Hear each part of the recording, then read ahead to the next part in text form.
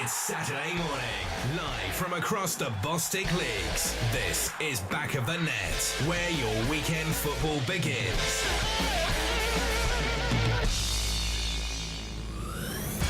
So welcome to the first day of the Bostik League season. This is what we've been waiting for a while now, haven't we? A brand new show for a brand new season. No need to go anywhere between now and 1 o'clock.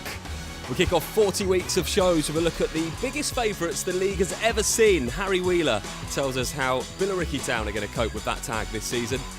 Margate are also up there as well when it comes to those fancy to be celebrating come May. We speak to Steve Watt ahead of their campaign. And it's a new era at Aveley as they've moved into a brand new ground this season. We hear all about their experiences through the summer. Plenty of new features for you to test your non-league football knowledge as well, and a few old favourites that we've thrown in there too. We look ahead to our live commentary game this afternoon as the champions of the North and the champion of the South go head-to-head. Frank Wilson is here to preview that game. It's going to be a busy one.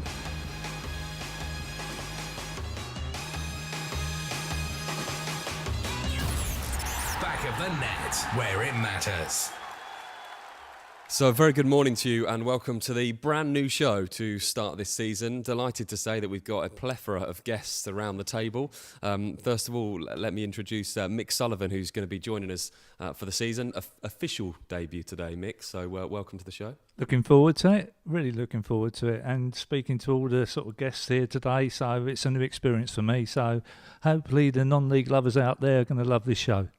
Yeah, and we've got James Cummins who's here as well, who's guest commentator for today's game, joined us for the show too. Really is a great season to look forward to. It's a massively great season to look forward to. I'm really, really excited to go and visit all the new grounds and visit all the different clubs that we're going to travel to this season, so really looking forward to it, Ben. Yeah, don't forget you can get in touch. I'll say it now throughout the show. Official BOTN across social media. Frank Wilson is here joining us. Big game for you today. Thanks ever so much for coming in and joining us on the show. No, thanks for having me again, guys. I'm not too sure if it seems like it was a long break or a short one, to be honest. It seems like not that long ago we was last game of the season, playoffs, Dorking and Corinthian Casuals. So, yeah, just looking forward to having a chat with everybody today and enjoying it. And we've got Ashley Bosa here as well, who's the first team coach. And thanks for joining us, Ashley. You must be you're looking forward to all this. No, it's an experience being in the new league. This is kind of new to me to be honest myself. So yeah, no, brilliant. Thank you. And also to get to know the team fully, Remy is here, our producer on the show. And Remy, it's been such a long summer, hasn't it? Yeah, it's quite nerve-wracking. It's been 15 weeks already since the playoffs. So yeah, let's just hope everything goes all right today. And over in the background is Luke, who's our other producer that you probably remember from last season. And we're set up here actually in the boardroom of Tooting and Mitcham United Football Club. And it's great to be here. They've been really welcoming. So we're really looking forward to the show today and the game a little bit later. Right, let's kick off the show by getting into the interviews. And as we mentioned, one of the biggest favourites that the league has ever seen is Billericay Town. Their just spending is absolutely huge, and we've heard all about it all summer, and they're going to be under a bit of pressure. So we spoke to Harry Wheeler, their head coach, to find out how they're going to deal with that pressure. It's been a long summer, plenty of new signings at the club, and there's been so much talk for the last couple of months about Billericay, the wages, the favourites for the league. You must just be delighted that you can kick off the season finally on Saturday and let the football do the talking. Yeah, it's a massive build-up. I mean, I came in April and we was obviously already looking to next season by then because I knew they couldn't get in the playoffs, etc. So it's actually been a good sort of 5 months of build-up to try and get to this time. Well, hopefully it all comes together. Well, you mentioned pressure. For you, is that extra pressure? There must be, because the players that you brought in, it's obviously well documented in the press. You're clear favourites for the league. Does that add a real pressure to the season? I think I say pressure, but I think pressure is a good thing. So I don't say it in a bad way. I think the pressure is, an expectation. If there's no expectation, then you've got nothing to play for, and you probably haven't built that good of a side if there's no pressure because there's no expectation. Everyone's going to be looking at us if we don't win, but at the same time, if you build that pressure, it's because you think you can cope with it. So we're going to embrace it in the right way and take it as a positive. For Billericay, what is success this season? Promotion's the biggest one. I think if you look at the long-term goal, promotion's the biggest one. I think a good FA Cup run and good FA Trophy run, if not to go and try and compete for the FA Trophy, is with the players that we have, is a realistic option.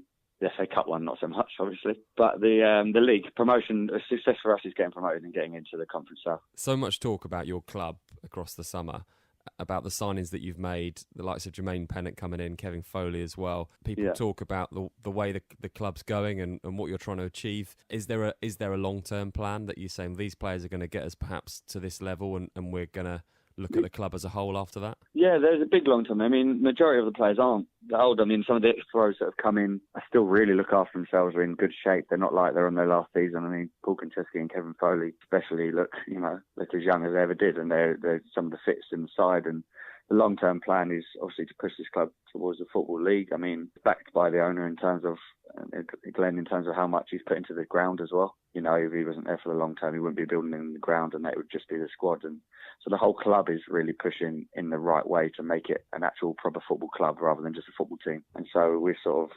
the players that are coming in would be good enough for us. What we don't want to do is we go up is go and change the team again all next season. So the idea that everyone's there now is good enough to go and play in the Conference South, and we fully believe they are. This sounds a strange question to ask the manager. How much input do you get to bringing in the players that you want? Because obviously there is a little bit of this that's trying to raise the profile of the club, as you'd expect as well, to get that interest. But how much input do you have in saying this is the position I want and this is the player that I'm after? A lot. Glenn's brilliant and all that. We bring in, I think it's about the 10 that have come in at the time, especially it was 8 in earlier in the season. I mean, 6 of them are players that I've worked with. So Glenn's sort of very trusting of me, and there was no point, me made it very clear when I first came in, there's no point being there if there was no it was just sort of a commercial use. But every player that's come in, whether they're big time players or they're players that have come from a lower, are all good enough. And so it's not that they're just here because they help the media or they help the fans, get more supporters through the gate or anything like that. And you kick off with Kingstonian on Saturday. Have you watched them much? Do you know a lot about them and their team that obviously changed of manager for them at the end of last season and they did pretty well? Yeah, I mean, it was the manager that was in before us at Billericay. So we know their players. We actually sort of sent them a couple to have a look at that we weren't. Because now we know a few of their lads and know the manager well. They'll be very competitive. Craig Edwards is a very good motivator and gets their teams up for games, and they'll come out flying. If we underestimate anyone, that's when we're going to have a problem. So every team we play is going to be the best side we're going to play. So we treat Kingstonian as the best side we're going to play at the moment, and we'll try and obviously knock them down first and go from there, really. Have your say. Get in touch on social media. Just search official BOTN. So fascinating interview, and I'm going to be really intrigued to get your thoughts, especially Frank, on this, because what's it like as a manager? You've just come into this league and you're seeing a team. I read somewhere this week that the clearest favourites that the league has ever seen at this level, spending that kind of money. How do you go about competing against that, and what do you think about that? I was hoping Mick Sullivan had the answers to that question today, and I might pull him to one side with his experience and have 5 minutes with him. Don't need the experience, mate. I'll tell you, all those players be motivated when you go and play against Billericay. Your team talk will be so easy that day, or whenever you play them. Yeah, I mean, it's just been interesting just seeing it all unravel, Ben, to be honest. I mean, every day is like a new saga with them, whether it's a Twitter war or some outrageous team talk. But it's just, the good thing is it's creating a lot of attention for the division, and I think rightly, like Mick just said, the players will be motivated, or they'll be able to use enough motivation themselves. The day that we play them, and we were just talking off air just then, saying that we've got them in the first round of the FA Trophy away, so we'll be looking forward to that visit, and we visit them in the league about 2 weeks before that game. So yeah, we got them pretty soon, and we're all looking forward to going to the AGP Arena. Is that right, AGP Arena? I think it's the AGP Arena. I think so. I think I got that right. And I asked him the question and said, what's the biggest challenge this season? And I kind of expected the answer, which was that they are going to find it difficult because, Mick, everybody will be in the dressing rooms and they will be fired up to play them, and they'll know everyone knows the wages, everybody knows the situation, so it's going to be very difficult. It's like a cup final every week for Billericay. If it's my team, I'll be putting a few tasty challenges in early on some of the big earners. I expected no less from you, Mick. One of the other things that he did say, obviously, that teams, one of their difficult challenges will be when teams go to Billericay, and I don't know if this is doing the other clubs a disservice, but he said, they will look to perhaps a point is going to be a good result. And I can ask Frank, because he's alongside me, will teams look at it and say, if we get a point away at Billericay, that's a job well done? Yeah, listen, I mean, just not disregarding obviously the signings that they've made, obviously that plays a massive part in it, but I think that being a contender and a favourite for this division this year, everyone's going to have to respect them, and the other favourites are in the division. I think personally, from my perspective as a manager, I think that home form, it's an obvious comment to make, but I think home form is so important that every single manager will want to make things difficult for the away team. And I think that, from everybody else's perspective and from ours, any points that you can pick up on the road this season are going to be vital. So I don't see it being any different just because it's Billericay Town, but I think that it just creates a little bit more hysteria about the game just because of the way that they've gone about things lately. And James, is this a knock-on effect from what we see at the Premier League and the money that's being spent and the investment from abroad? Perhaps those that have got millions will come down to non-league level because they can't buy the clubs and they can't invest in the clubs, even now in the Championship and the likes of League One. So we're going to see it trickle down, and we're going to get people that have got a few quid, shall we say, invest in non-league teams. Yeah, absolutely. I think we're going to see an influx of people wanting to buy teams in the lower league, and we've already seen it with a couple of clubs as well. We looked at, for example, Leatherhead, who have got investment coming into the club. The biggest problem you're going to have with investment and bringing in big name players, you look at some of the players that Billericay Town have bought for the likes of Jermaine Penegis recently, Jamie O'Hara, Paul Konchesky, Kevin Foley. These are big egos. And you need to control big egos in this squad. And it's going to be interesting how Harry Wheeler controls these players as the season goes on. There's a lot of good teams in this particular league. And if things don't go their way, I think it's going to be a bit of a challenge. But you will see more people invest into clubs in this league and below as well. So it'll be interesting to see how it pans out as the season goes on. And final word from you, Mick, on this. Billericay, would you put your money that they're going to win it? Not necessarily. It's unbelievable. I think they'll be up there. I'm not so sure they're going to actually win it outright. I believe there's quite a few in the race this year, and with only one relegation, everyone's only going to look upwards. So I would say they'd be there or thereabouts, but I'm not so sure they would actually win it. We'll look forward to getting plenty more of your predictions throughout the season, Mick. Coming up. Coming up on the show, we're going to speak to Craig Edwards, the Kingstonian manager. Only took over at the end of last season, did pretty well as well, turned their fortunes around. What can they achieve this season? Perhaps they'll be up there heading towards the playoffs as well. We also speak to the managers of Hastings, Margate, Averley and Dorking Wanderers as we preview the first weekend of the Bostik League season. Don't forget you can get in touch on social media. It's official BOTN across all platforms. Right, we're going to move on and do something a little bit fun now. Frank, you've played this before when you came in to see us last season. We're going to do the non-league football quiz. So if you have a bit of paper wherever you are and a pen, or if you're playing along in the car, then you can just play along in your head. We're going to do the non-league football quiz right now. Let's say that you can team up, Frank, with Ashley, make a little bit of a Tooting Mitcham United team. We were called the Bostik brothers when we first walked in. But Marcus in the background over there. So. Works for us. It works for us. Yeah. As you are of the home team, technically. Mick and James will play as well, and we're going to go through the questions. And it's good. I like the non-league football quiz. It's got a variety of questions in there. Remy is going to be officially in charge of things and tell us, Can exactly I just who wins. butt in, please? Basically, how come he has someone to help him and I don't? Can I not have James with me? Can we team up together? Yes, I think If you want, okay, let's do that then. So Mick and James, you can team up. I'm not sure how you're going to communicate too well. There we go. All right, well, let's get going. So the non-league quiz. Right, name one team beginning with the letter M who plays in the National League. There are 3. You can have a point for each one you get. That's the first question. Name one team beginning with the letter M who play in the National League. There are 3 of them.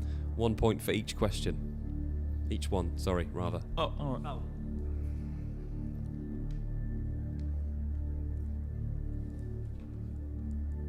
So you only have to get one, but you can go for all 3 of them. It's up to you. Yeah, Just bonus point if you get 2. bonus points if you get point for each one. I'll give you a bonus point as well if you tell me which team beginning with M were in it last year but got relegated. There you go, you can have another point. Feeling generous on the show today. Question 2 on today's non-league football quiz. How many towns are there in the Bostik Premier Division? And again, you can have a point for everyone you can name. How many towns are there in the Bostik Premier Division? Tough quiz to start the first week of the season. This is a tough one. Do all towns that are officially towns have town in their name? Is that a thing, or is it? Yeah, they've got to actually be called a town. In the town limits. Don't forget you can play along wherever you are. Tweet us your suggestions of answers to official BOTN.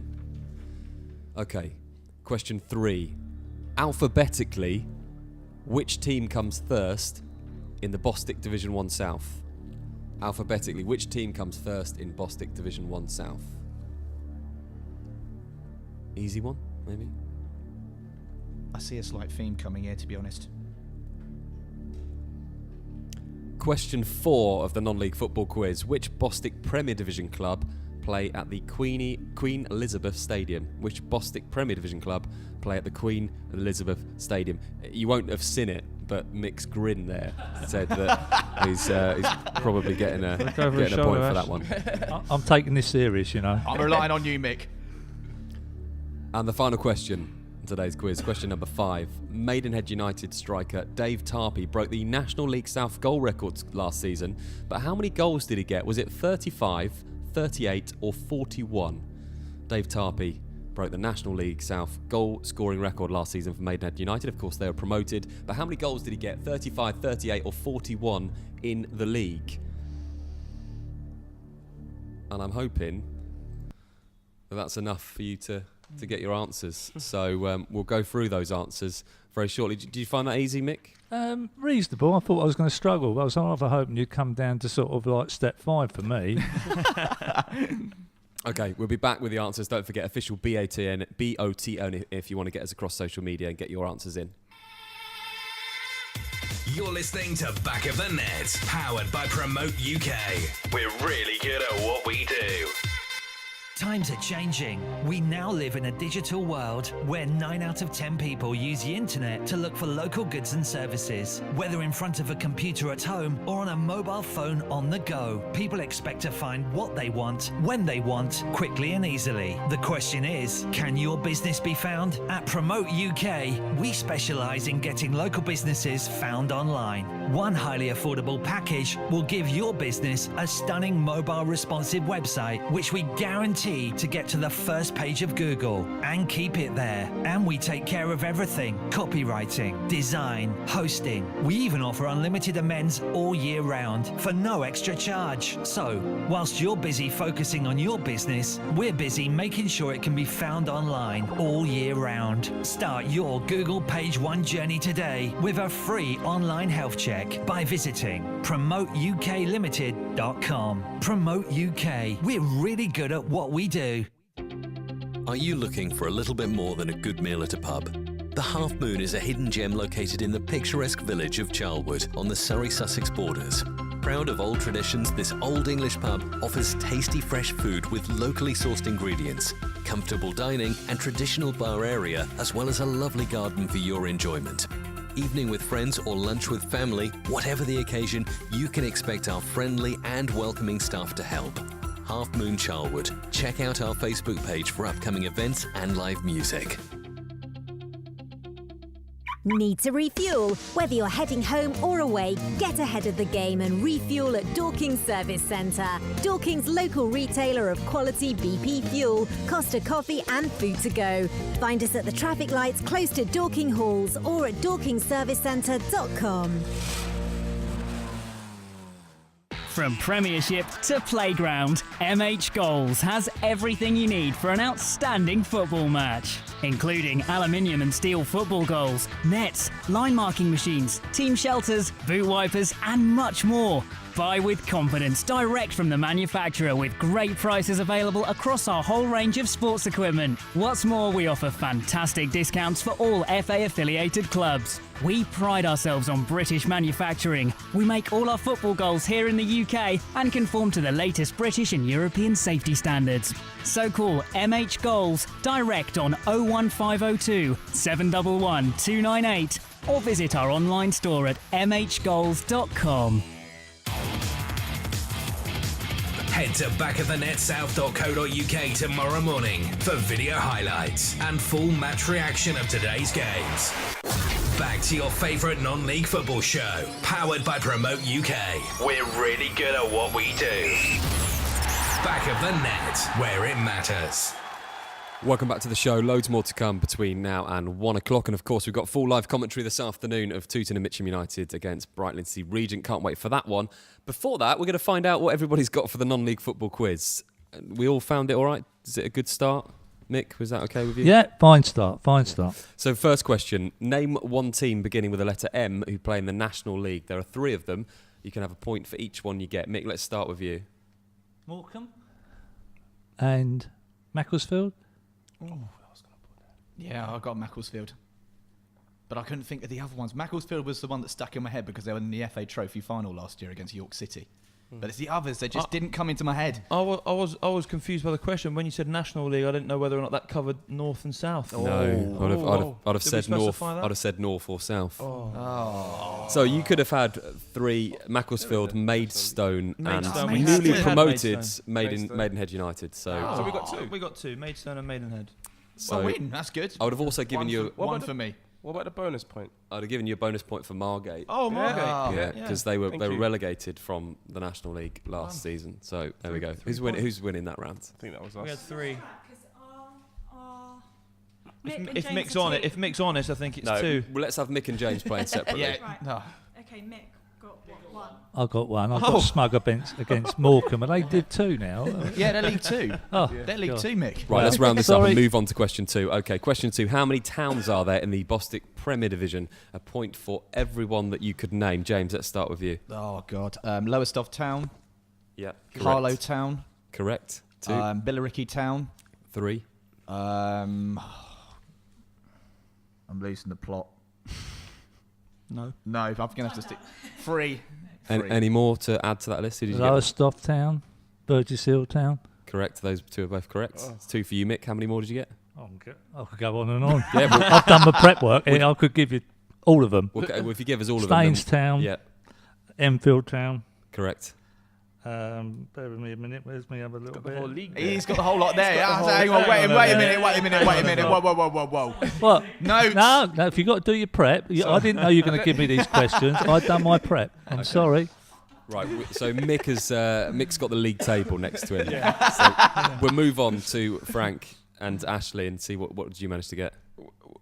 We got 1 in Billericay, and Tim helped us out with Staines. So 2. So 2 then. We'll have 2. Damn. 2. Okay, yeah, you could have had Billericay Town, Burgess Hill Town, Enfield Town, Harlow Town, Lowestoft Town, and Staines Town. Those were the 6. Let us know if you got them. Official BOTN across social media. Question number 3. Alphabetically, which team comes first in the Bostik Division 1 South? Did we get an answer for this? Mick? Ashford Town. Yes. So Mick and James get the points because it was because we left the league, Frank. Ashford Town. That's it. Don't look back. It's one way only. Question 4. Alphabetically, which team comes first in Bostik Division 1? Oh, no, done that one. Which Bostik Premier Division club play? Point for Frank. Can we put that on the board? Question number 4, which was which Bostik Premier Division club play at the Queen Elizabeth Stadium? What do we get, Mick? Enfield. Correct. Anyone else get that? No. I had a stab in the dark. The smile across Mick Sullivan's face told you straight away. That took a lot of thinking, that one. And question 5, which has caused a little bit of controversy on social media.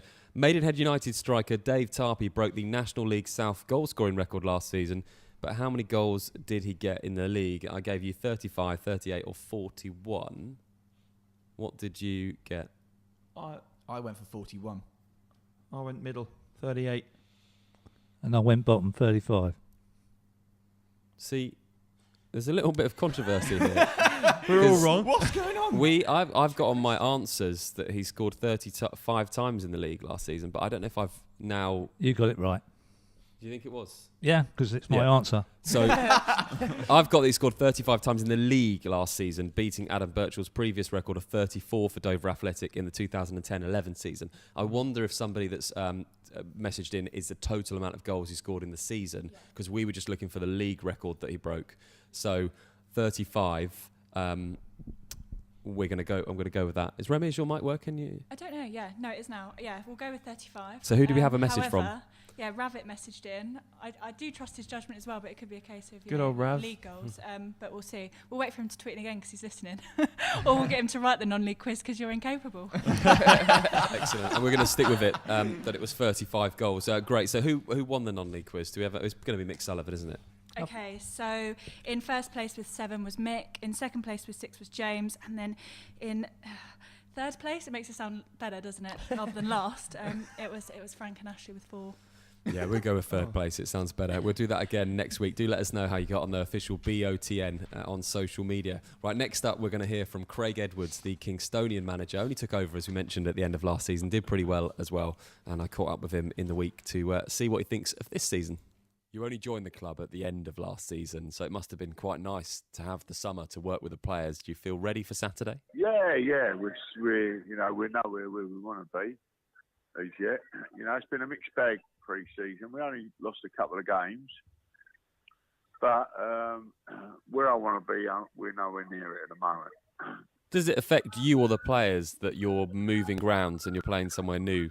To a degree, yeah, because you have that home feel at your own ground. More for the players than me. I was only there 6 games and probably only had 3 home games anyway. But, obviously with the support as well, we're hoping that we don't lose any of the support going there, and I think that, they'll come out in their numbers and it'll be up to us to try and keep them there. And as football fixtures do, they always throw up what seems to be the best fixtures all the time, and the first day of the season sees you face your old club. Yeah, I'm not lying to you. When the word came out and I was in Texel, Billericay first game, I wasn't not the slightest bit surprised. I expected it, it's a bit ironic that after 7 years, the first game of the season, I'm going back to Billericay. Is it easier for you to motivate your players at Kingstonian to play a team like Billericay that, with all the talk all summer, the wage budgets and everything else, and clear favourites, does that make your team talk a little bit easier on Saturday? Well, of course it does. I think they're the biggest favourites the league's ever known. So it won't just be us. It'll be everyone who plays them will be motivated to beat them. And that's something they've got to deal with. But I'm just preoccupied with what we have ourselves and how we approach the game, rather than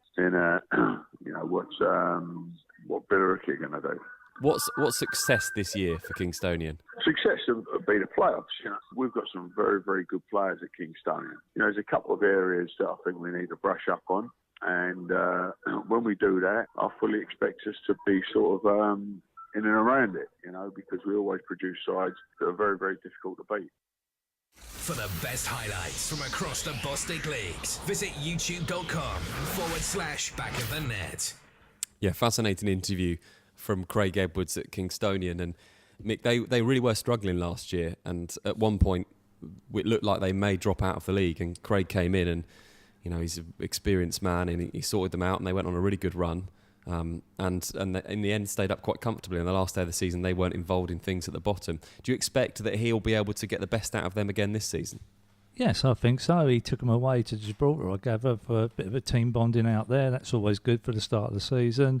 And what he done at the back end for Kingstonian was exceptional. And he didn't over-elaborate, he didn't get too over-technical. He just wanted to get the balls in.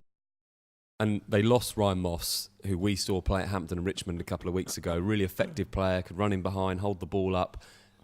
He mentioned in the interview that he wasn't bothered by that, because he said, well, I've got good strikers anyway, so that's the sort of least thing on my mind, really. But he will be a loss to them, surely. He will, to a point, but I think it's like any manager coming in a new club. You really want to get your own boys around you and people. He's got a couple of lads up there. Derry particularly is a good player, and I think he's got another guy, I can't think of his name, Charlie something. And when I watched them a couple of weeks ago against I forget, Hornchurch, they looked like they could trouble a few teams. I'm not so sure they're going to be up there in the top 5.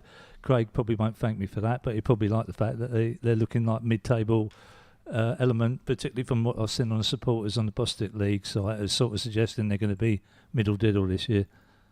And when I spoke to him at the end of last season, Frank, he said to me, I've gone into the club and I've got a real work ethic that I want all the players to go to. I'm really going to make these players work hard. Is that something that you think of, an experienced manager like that, when you go and play them, you're going to expect to have a real game on your hands? Yeah, absolutely. And ironically enough, actually, and Ashley will testify this, is something that we've been focusing on primarily with our own squad here. We're not short of talented players, players that have come from ex-academy backgrounds or playing in the tiers higher than we are now.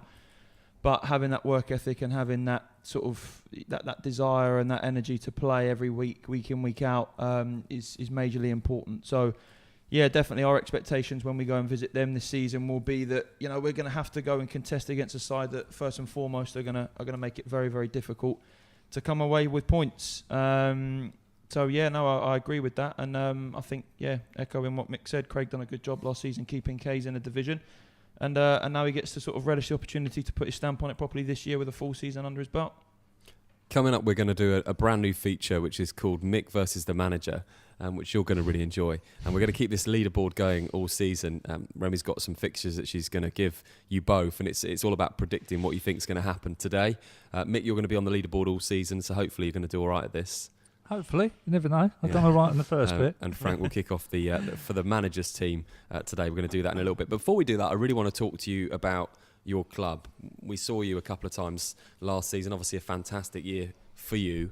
A really interesting fixture today because just looking at Brightlingsea Regent and what they've done, they finished on 103 points last season. They had a couple of really top goal scorers. I think one of their strikers scored 41 in 60, which was an amazing goal tally. They also have come up a lot of leagues. They've had 5 promotions in 8 years. So they're a club on the up. Do you know a lot about them? Is it more difficult because they weren't in your division last year?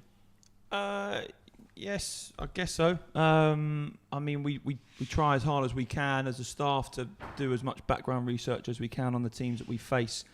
And obviously, naturally, your opponents that are playing in and around the division that you're in, or at least local to you enough so that you can go and watch their games, makes us able to scout and makes us able to have good preparation before matches. But Brightlingsea are a team not familiar to us at all, and we can only really take note of their success that they had last season, and obviously respect them for that. I mean, I did... and I don't mind admitting this now because we're only a few hours from kick-off, but I did go and watch them against Tilbury last Friday night, just to sort of give myself the first bit of exposure to them. So we've done some preparation based on that game and based on some information that we have, and we'll have to just respect them today and be at our best. And it's an exciting fixture for the neutral, I guess, because it's the champions of the North against the champions of the South, so it'll be really interesting to see how you guys adapt to this league, and I guess against each other gives you a real opportunity to put your marker down for the season. It's always a big day on the first day of the season. Yeah, definitely. I think that I was asked this question a few times, sort of in the last couple of weeks. People saying, what did we think of the draw? Were we pleased with drawing another team that had come up the same way that we did through the same success? And to answer that honestly, I'd say yes and no. Based upon the fact that we could have drawn one of the favourites, we could have drawn anybody away from home on the first game of the season, which would have been obviously a difficult game anywhere in this division. So I think we need to be pleased first and foremost with a home draw, but excited, excited and looking forward to seeing another team that replicated our success last year, and playing a home game here on a fantastic looking pitch. Ash, I don't know if you've got any different views to me, but I think we've had a good week, haven't we, training? Boys are all in good spirits, so we're looking forward to it. I think we've prepared well, especially over the last couple of weeks. We've adapted things a little bit. I think against East Grinstead we had to change a system of play, but the players adapted to it and we're pretty much in sync with everything, so we're going in quite positive, to be honest. And this momentum thing, which is always mentioned about this time, if you can get off to a good start, because you've obviously had a really successful season last season. So many people would say a lot of clubs that perhaps struggled finished mid-table. You've come in with a lot of momentum anyway. But if you can get off to a good start, the cliche is the first 10 games. Is that something you're aware of in the back of your mind, thinking, look, if we can just get 10 games out of our way and really do well, we could perhaps... Yeah, I mean, I'm not sure how accurate we are in terms of an amount of games. I mean, we had 2 fairly successful winning runs last year. I think 9 games and 14. So and those 2 runs were majorly important to the success and to our league finishing last year. So I think no doubt we need to get off to a strong start. being drawn at home makes us the favourites today. And I think that if we can itemise the sort of first 5 games maybe and narrow the window down a little bit and look at the first 5 fixtures and accumulate what would be a realistic target for us, then I think that, you know, achieving that is step one. But before we do that, 3 points today is important. It's not essential, but it's important. And you knew this question was coming, but what are your ambitions for this season? What do you think that you can achieve? You're new into the league. What are your targets? I think we need to be honest with ourselves, and we need to appraise what we've done last year, and you know, and be respectful of that, and take confidence from the fact that we had an outstanding season. And I think that we need to also be mindful of the fact that, you know, the step up this year is a big one, and we're going to need to be just as vigilant as we were last year in terms of our planning and our approach. But we've got a really successful, and we've got a really talented group of players, and we all feel confident. The players have their own aspirations. Everybody in my dressing room at the moment feels that they can win the league, and I'm not saying that we're going to, but I'm saying if you can tap into that mentality and that psychological corner and try and get everybody sort of competitive, I think that realistically this year, if we're pitching ourselves as a playoff team, then anything from mid-table up to that playoff spot is a realistic target. So if we aim as high as a playoff place, then anywhere that we fall that is just below that, then we can be proud of that achievement. But we're certainly going to be going into this division with a winning mentality, and we want to do as well as we can. So I'm going to say a playoff spot on the horizon. And Mick, you're a great person to speak to, because you obviously came up with Merstham a couple of years ago and finished mid-table. How difficult is that gap between the Premier Division and Division 1? Obviously there is a gap, and the first things that I found when Merstham went up were the height, the strength of these players that are playing, and the experience. At Ryman South, I find there's a lot of sort of younger players finding their way in football that are just too good for step 5. Everyone loves to be involved with the Bostik League, what it is now, Ryman Pre-4, but strength and experience are the 2 key elements that are different between those 2 levels. Ashley, would you agree with that? Well, we haven't had too much experience of obviously being in the Ryman Prem, but I think the Bostik, apologies. It's a pound in the jar. We have obviously come against Dulwich in previous rounds. I think we've had in the cup runs, and Harrow, I think it was Stainstown. So we've played against some really good technical teams, I guess, and that was the obvious thing. They moved the ball quite quickly. Watched Kingstonians the other day against Hornchurch. That was the obvious thing, was about their size, the athletic build. And I'm sure if you've seen Tooting Mitcham side, we're not the biggest side, but I think we're quite good on the ball technically, and we do work hard off it. So that's how we're going to try and match up these sides. That's not to say, you know, Merstham weren't the biggest side and we done okay. So, you know, I'm looking that you're going to be up there. I like the way that Frank's very confident, and if he ain't going to be confident, what's that say about his boys? So good luck this season, both of you. Cheers, mate.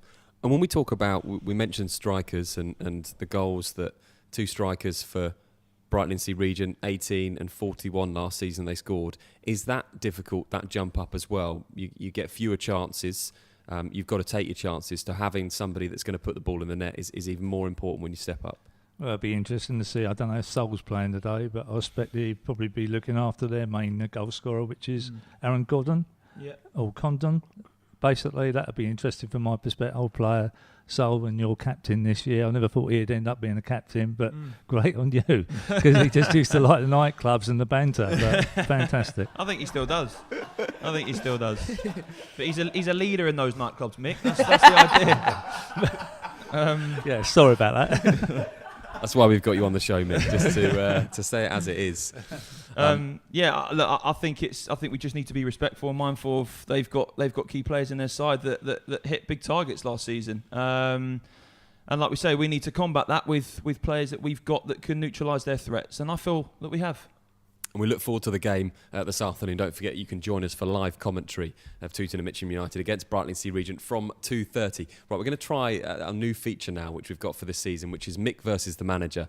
And it's when we're going to give you 4 fixtures to have a look at and see if you can predict the score of. You can get involved across social media. It's official BOTN, and Remy's going to tell us more. Okay, so we've got 4 games today. It'll be Mick versus Frank, but you can join in online. So our first game of the day is Billericay and Kingstonian, having spoke to their managers. But just in case you've tuned in, I'm just going to give you a little bit more about these 2 teams. So after finishing last year's campaign in 8th position, falling short of the playoffs by 3 points, Billericay Town have splashed the cash over summer, recruiting 8 new players, many of which have Football League and international experience. With wage bills exceeding £30,000, Billericay are firm favourites of promotion to the National League South. Kingstonian battled for their place in the league last season, avoiding the drop zone by 2 points and a better goal difference. Their pre-season form has been hit and miss, winning 4, losing 4 and drawing 2. However, after parting with Billericay after 7 years last season, Kingstonian boss Craig Edwards might just know the ins and outs to put one over on his former club. So that's our first game. So I'm going to go over to Mick first, and I want your score prediction.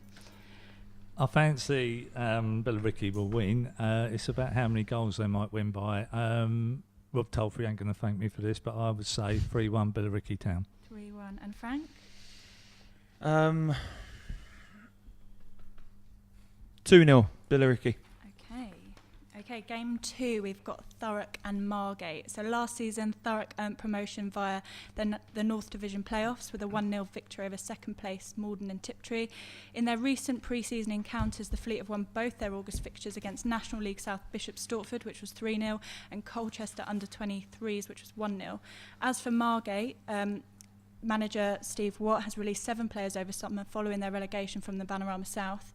They only totaled 25 points over the course of the season, drifting 15 points from safety. However, getting the new side together and building from scratch has the manager pleased and excited. So what's the score prediction for this game? So Thurrock at home to Margate. Me? I think Margate will win 2-1 and extra bonus point. Franny Collins will get on the score sheet. Mick's after extra points already when he just started this fixture. He's writing it for me. 2-2. 2-2. Point shared. Okay. Game 3 is Averley and Bowers Pitsea. Averley and Bowers and Pitsea completed last season with just 1 position and 2 points separating them. Both narrowly missed out on reaching the playoffs of the North Division. 6th place Bowers and Pitsea only lost 1 of their 7 pre-season games, whereas almost identical campaigners 7th place Averley have lost 3. However, after borrowing and stealing grounds to host fixtures, Belhurst Park is now ready to open its gates, which could perhaps see the Millers settle into the form they had last season. So what's your score prediction? Well, I don't know too much about both of these teams other than that Craig Johnson, one of our league directors, is involved down there and the key man, but I'd say 1-1. I'm going to say Averley 1-0. 1-0. Okay, and our final game of the day is Corinthian Casuals and Hastings. So both Corinthian Casuals and Hastings succumbed to penalty shootout playoff defeats in last year's campaign to Dorking Wanderers after finishing in 5th and 6th position. Hastings led the goal count, netting 128, which was 29 goals more than the Casuals managed. However, over the summer, they have seen several key players move on to pastures new, with Franny Collin, Bodkin, Lenny Pidgley, and it's a similar story for Corinthian Casuals as their leading goalscorer, Shauna Koji, who scored 39 goals from last season, has joined Aldershot Town in this transfer window. So what's your score predictions for this game? I was vying for Caribbean Casuals. I've got a special spot for them, and I think it might end up being 2-2 that one, and our extra bonus point, Gabriel Odenaike is going to score.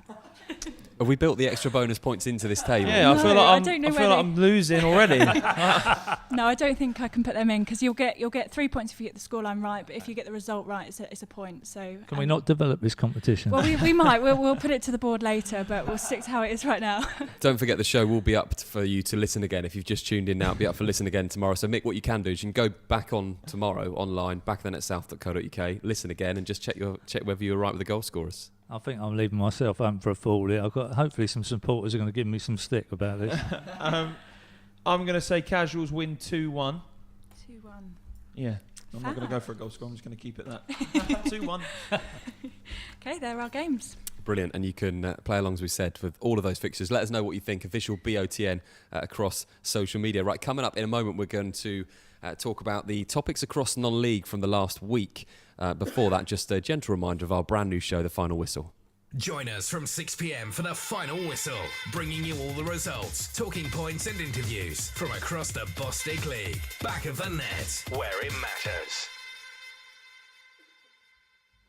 So we're going to talk about some of the topics from non-league across this week. Before we do that, Mick is desperate to ask Ashley a question that he's got, which kind of goes with a theme. So, Mick, over to you. Just a little bit of banter. Obviously, you've been around Frank for how long? Am I counting the years before first? Yeah, well, how long have you been around me, mate? That's the question. This is Since worrying. the You don't reserves. know. Come on. 3.5, I'd say. Yeah. We'll round it off at 4 years. Yeah. 4 years, right. Now, in 4 years, there's got to be a funny story that you know about Frank. And I'm going to ask every manager that comes on here. So have a little think. Don't be embarrassed or worried about it. Me Just or Ash? I think it was last game of the season for the reserves. I don't know. I think you had players missing or something. I think you had to put on a shirt. You had to come on the field. But what happened? Tell the full story, Ash. Tell everyone that's listening the full story of the greatest goal you've ever seen. So I can't remember. I think it was the winning goal. Someone's crossed the ball, and Frank Wilson. Where was I? How far out? Look, edge of the box. Frank Wilson's actually gone and scored a diving header, gone top bins, and like someone Shirt came off, everything, didn't it? Yeah, winning boots. goal. Yeah. Was it like Ryan Giggs in 1999? Was that what we're talking here? I don't know if Ryan Giggs ever scored a header, did he? No, it means your celebration, mate. Oh, celebration. right. Oh, yeah. Swinging the shirt around. Yeah. Yeah. I'm in better nick than Giggsy, though. I was back then. I'm not now. Well, I was expecting something like he subbed the wrong player or something like that, but he's giving him a right big up this one. He's got Cheers, lucky. Ash. There'll be a bonus in your wages this one. Yeah, we look forward, Mick, to your questions every week to the managers and to the guests as well. Right, let's do the topical discussion. This is from anywhere across non-league. And first of all, Mick, I'm going to come to you. What's caught your attention in the last 7 days? A couple of things. The most important thing about Worthing with their 3G pitch, I didn't realise what a state that was in. It looks all nice when you're standing next to it, but obviously it's had cracks and it's got drainage problems, and thank God that Bognor have helped them out. So that's quite interesting. And there's a couple other little things about new players that I want to speak about. Well, let's just talk about the 3G pitch as well, because it's one of these conversations that we had at the end of last season as well. A lot of clubs are moving to 3G surfaces. We've seen the likes of Dorking Wanderers going to be moving into their ground in November. A few clubs have done it, and it is a talking point. It's something that comes up, and it's interesting that we came out here today and you can see the beautiful grass pitch all ready to go. You've got a 3G surface as well here, haven't you? Am I right in saying that? We've got two. We've got two training pitches. We use the one at the rear of the stadium. It's a newer, if you're going to say that, a newer artificial surface. But I think that we all feel sentimental and nostalgic towards football and the way that it should be played. I'm going to put that in inverted commas, obviously. And yeah, we're just thankful that we've got a beautiful pitch. Grateful to Rick, our groundsman, who's this pre-season has just kept it in immaculate condition, and hopefully with the management of games and fixtures, it's also nice for Ashley and for the 23s and the 18s representative sides and the ladies sides to all to share the pitch, which they done last season, and everybody gets to play in the main stadium, which is important. Let's just tell you the story, if you've not heard it, about these 3G pitches, which have to have a FIFA quality test.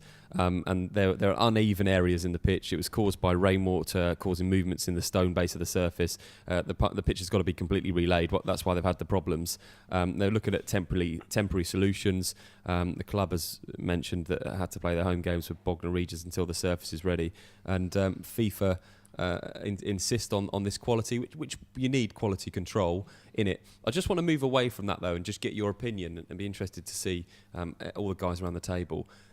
Grass and 3G, are we moving in the right way by playing a lot of these games on 3G pitches? I think we covered this the back end of last year on the show, didn't we, when we had Mark White? I think there's room for both, but personally, grass for me all day long. I think a lot of these 3G pitches differ so much. If you look at Whiteleaf, I'm not knocking Whiteleaf. I think Whiteleaf sort of is so different to, say, Carshalton. Yeah. Well, the ideal situation, I had this conversation with somebody in the week, would be that you had a grass pitch and a 3G surface which had to train on, that if we go through these periods in the winter, especially at the lower levels where the weather causes such a problem and such a backlog, that you've got the 3G surface, it is a really good thing to have. Will we ever see 3G pitches in the Football League? Maybe. I'm not so sure about that. Obviously, Maidstone are lobbying for it, and Sutton now. They were saying they're going to rip it up if they did get promoted, but I think a lot of lobbying will be going on to the FA, and who knows? But as I say, I'm a grass person all day long. Yeah, I think that in top flight football, I think that the quality of grass now and drainage and the sort of, how much it costs to run and supervise a real pitch, if we'll call it a real pitch. I don't think that's ever going to change personally, unless they invent some sort of super duper synthetic grass that's intertwined with imported silks and other things that are soft and whatnot. Perhaps a bit like Old Trafford, I believe. having done the tour, that is exactly what that is, and I think it's £1 million a year. I think it said on the tour that it costs for that pitch. So. Anyway, let's move. We could talk about this all day. Let's go to James and move on to another topic for this week. Okay, so I like a good story when I come to non-league, and Margate's been in the news for loads of different reasons. New players coming in, good experience, new manager. Found a story which really, really interested me for all the wrong reasons. This is probably a manager's worst nightmare. One of their players, Mike Falazitis, and I know Frank's going to say. I love it. Go on. You're going to say Mike Falazitis. If you don't know him, he appeared on this year's Love Island. But apparently, this is what Muggy Mike. Can I just? It is before the watershed. Is this it all right? It is before the watershed. It's perfectly fine. This is a story which is perfectly fine. You'll all love it. Mike Falazitis was on this year's Love Island and appeared in the house for a week. What they didn't realise was that Mike didn't tell the club that he was going into the villa. So he was there for a week, and of course, if you know about him, he's a bit of an interesting character. His future at the club is now in disrepute because he's not told the club where he's been. He's made a name for himself for the wrong reasons. The question I'm going to ask to the guys here, how do you deal with that kind of situation when you've got a player like Mike who's gone into something really high profile like Love Island? How do you deal with that? What's the best plan of action? Do you keep him at the club, or do you say, there you go, there's the door, go to Burger King? Well, we've got Ollie Bennett sat with us in the studio today. He's one of the new players that we brought on. And I'm pretty sure the rumour around the change room was that Ollie Bennett applied for Love Island this year, but was turned down. I don't know. I think it's kind of, for me, it's just a bit of fun. I mean, look, whether Margate sort of sanction it and take it seriously, if it's sort of impacted or impaired their pre-season plans, then the player has a responsibility, whether he's on Love Island or whether he's on any island, doing whatever he's doing. If he's missing training, then, repercussions are what they are. But I think that it's kind of a similar sort of story to Billericay in as much as that it's attracting press, isn't it? It's attracting media attention. That's and true. If you can try and construe that positively, and if it keeps bringing exposure to Bostik football and what we're all involved in at the moment, then I think that it's a good thing if you're not the club in question. And I think that it's probably something he gets a slap on the wrist for as a player, and he gets a bit of banter from his opponents this season. I guess every time he plays someone, they're going to be calling him Muggy Mike. Who marks Muggy Mike at corners? It's easy. Exactly that. Remy, what's caught your attention this week? Okay, so I did change my story after, I think we all were watching it last night, the first game of the Premier League, and Arsenal's equalising, well, it was the setup to the equalising goal. There was a handball, I think we can all admit it, Arsenal fans as well. And over the commentary, Martin Tyler expressed that the video assistant referees are going to come to the Premier League next season. Back in the playoffs, we caught on camera a goal going over the line at Dorking Wanderers to level it with Hastings United. If it wasn't put in by James McShane, it wouldn't have counted, and they might not even be in the Premier League now. So will this come to the Bostik leagues? Do you want to take that one first of all, Mick? Well, can we ask Nick whether can they afford some cameras to go on everyone's goal first of all? We've I'm got not Nick saying like any time, if it's going to the Premier League next season, is this going to be the future of football, that we rely on video technology for referees? It's an interesting question, and one that I guess exactly what you're saying is in 10 years' time, will video technology be a part of non-league football? We've seen the likes of Billericay Town and the investment they've got. We've seen all sorts of things, that the quality of the football in non-league now. Will it, in 10 years' time, will we be talking about video technology in the Bostik leagues? We'll have Nick Robinson, who's the chairman of the leagues, actually on in the next hour, so maybe that's a question we'll ask him. But everything that comes into football, perhaps one day it'll make its way down. Who thought that we'd be here doing with this setup, and what all these other clubs are doing with their own TV stations and whatever? We're just the start of something big that's going to happen in a non-league game, and particularly at the Bostik level, Premier. It will filter down to maybe, I don't know if it'll go down to 5, but basically the top division of our league. I'm sure Nick Robinson will be going out getting some sponsorship to get cameras and all the things we need to make this a high-tech league. He's got the book out. Loads of stories across non-league this week. One that I picked out was Steve Riley, who's left his position of manager of Bishop Auckland before their opening game, a league game of the season. They've played 2 games in the FA Cup so far. They drew 3-3 and they lost 5-2 on Wednesday night. And last season, Bishop Auckland, led by Riley, finished 8th place in the Northern Premier League. And a statement from the club was released yesterday afternoon that confirmed Riley had left the club. And it just said, after a discussion this morning, it has been mutually agreed that Steve Riley will leave his post as first-team manager with immediate effect. And I guess the media obviously read into the fact they've only played 2 FA Cup games. They've drawn 1 and they've lost 1 5-2. But it just shows perhaps what we're in for, not necessarily at this level, but certainly when you look up to the Premier League, how bonkers that sort of area of the game is if someone's left their position after 2, not even the league season. The league season hasn't even started. No, but in all honesty, I was gone after 5 games at Leveridge, so yeah, I'm not far off him. Yeah. It's something that I think is probably not. You don't have to worry about as much at this level. Is that fair to say, or is that not a fair comment? I'll be reminding the chairman of our success last season when I see him today, just before we kick off the first game of the season. Yeah, listen, I just think that there's responsibilities that you've got to take with the role, managers, players, all the same. It's a game sort of heavily bent on success. And listen, this particular example probably just sounds like some sort of internal sort of altercation problem, whatever it might be, or even just as simply as they had a FA Cup target this year that wasn't met, and that's resulted in that. But it's not my place to guess. I think it sounds harsh, but. So if there's any clubs out there across the non-league still looking for a manager, then Steve Riley this morning is looking for a job. Loads more to come on the show. We've got loads more manager interviews as we build up to today's live commentary game as well between Tooting Mitcham United and Brighton Sea Regent. Don't forget you can join us at 2:30 for full live commentary of that. Right now we're going to bring back a feature that we did last season slightly differently. And this is for everybody to play along with, but especially Mick and James. We want to put you head-to-head for this. It's called Who Am I?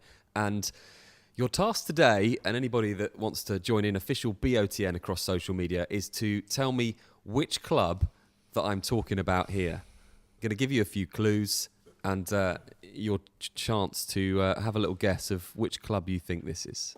Founded in 1886, the club didn't play their first match in senior football until 1958. They won their first cup in 1961. It was the Hellenic League Benefit Cup. And they played their first match in the Isthmian Leagues in the 78-79 season, finishing a very respectable 12th.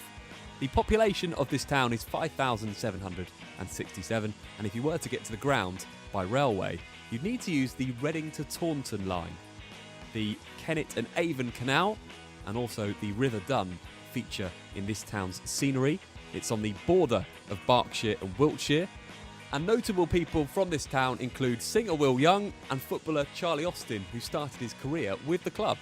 The team play in white shirts and black shorts, and you'll find them playing at the Bullpit Lane grounds. In 2016, they were promoted from the Southern Premier League when they came from 2-0 down to beat Leamington to secure promotion to the National South.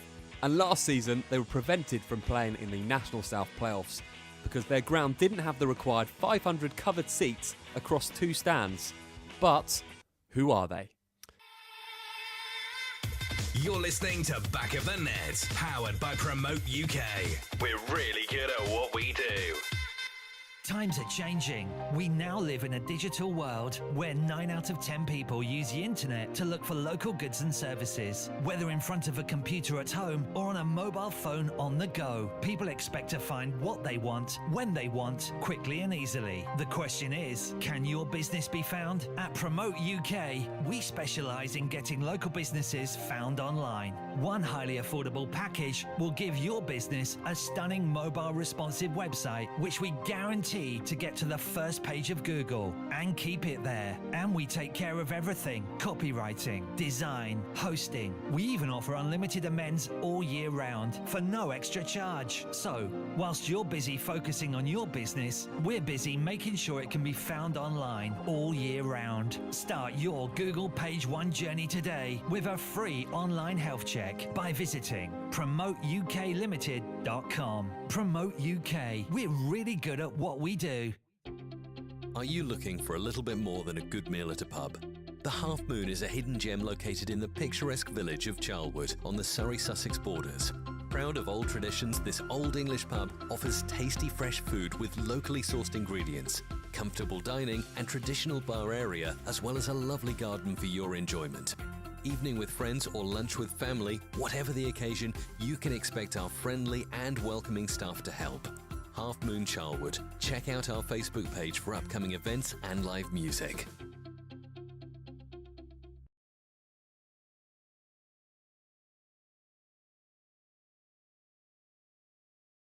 So welcome back to the show this afternoon. Very good afternoon to you if you're on the way to one of the games today. Plenty more to come on the show between now and one as we hear from the managers of Hastings, Margate, Averley and Dorking Wanderers. And of course we build up to our live commentary between Tooting and Brightlingsea. We set you a little bit of a task before we went to the ad break, and I think we've got, James has got it. Mick, you might have a guess. I'm way off. Okay, so we had a few clues about the Reading to Taunton line on the border of Berkshire and Wiltshire. What else do we have? Will Young, who obviously grew up there as well, which is a bit of a clue. If you remember the old back in, was it called the X Factor then? It's called Pop Idol. Pop Idol, that was it. And James showing his age. And thanks a bunch. Also Charlie Austin, who started his career there as well. And we also had a big clue, which was that last season they couldn't go into the National South playoffs because of their ground. There's their first season in the National South as well. So Mick, who did you go for? Who did you think it was? I've changed it a bit. Hereford, but only because it's that neck of the woods. But I'm way off. I know it's not right. James, who did you go for? I went for Hungerford Town. And it was... there we go. It was Hungerford Town. Yeah, it was Hungerford Town. We're going to do one of these each week. Did you get it, Remy? And he got it really, really early on. Like there was loads of stuff after, and he was just like sitting back, like, oh, it's easy.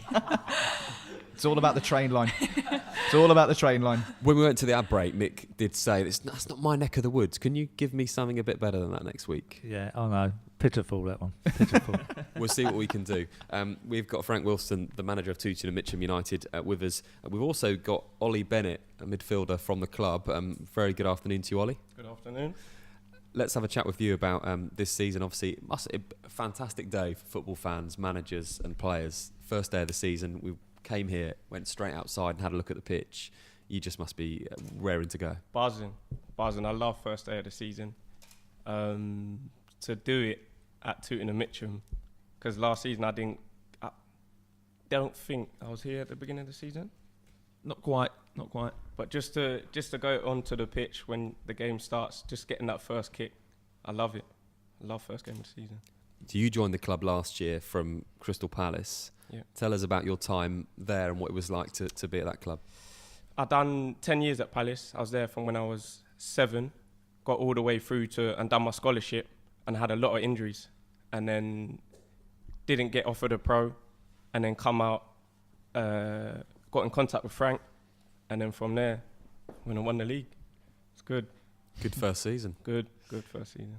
How important is it for players that when you do go into the academies of these big Premier League teams to be able to come into a club like this and get really competitive football and to be able to work your way up the leagues? It must be just really important for those players in academies to be able to do that. Very important. I think it's a big difference between academy football and playing men's football. I think that was my goal.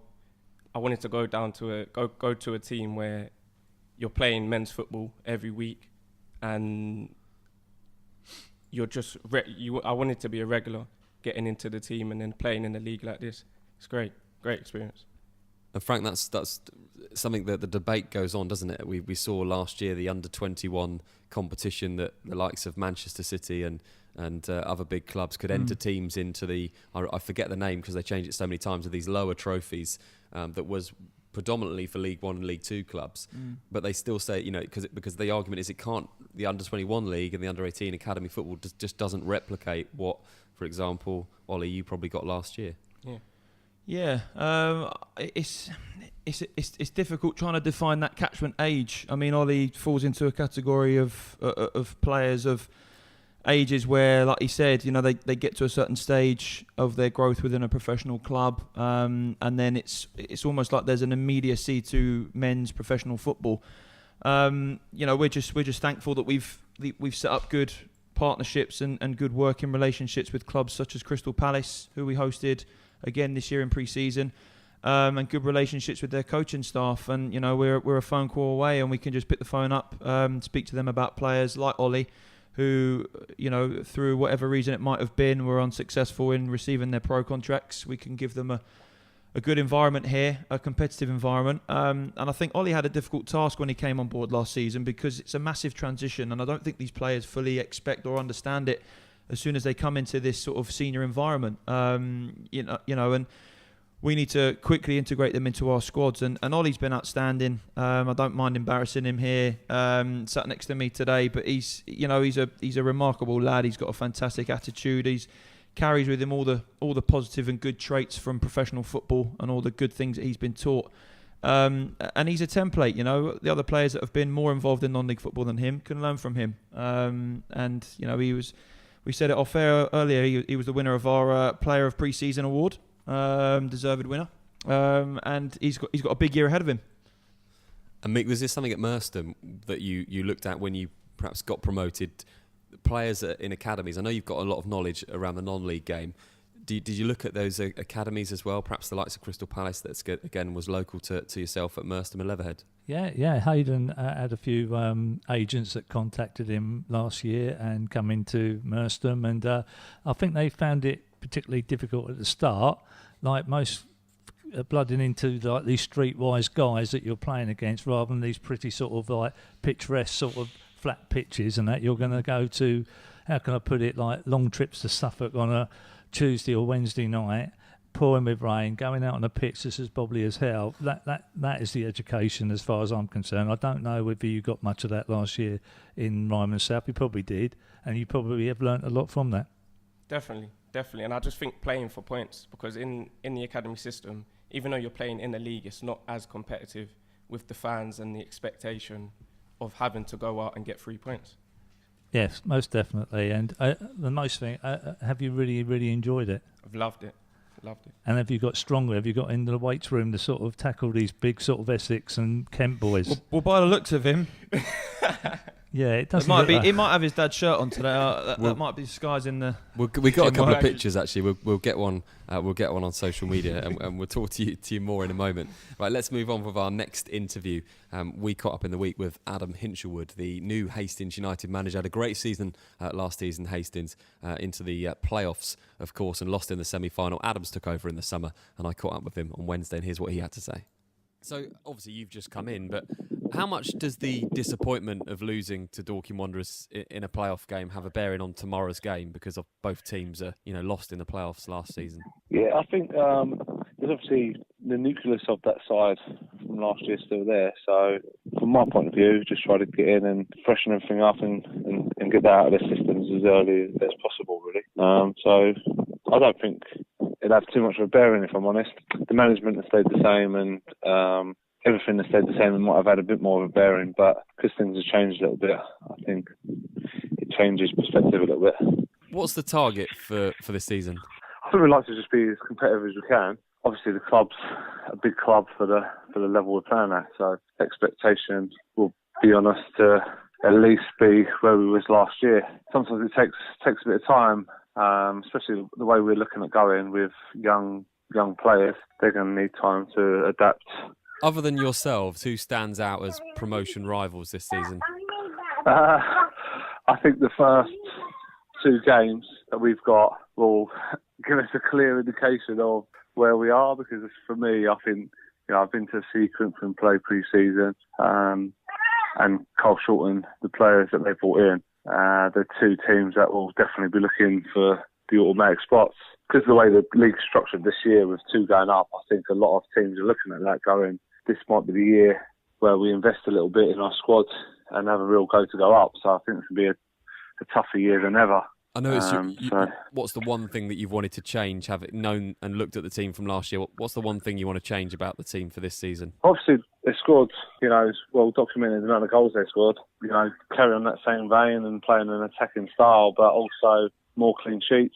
Being a defender myself, obviously it's part of the game that I want to see.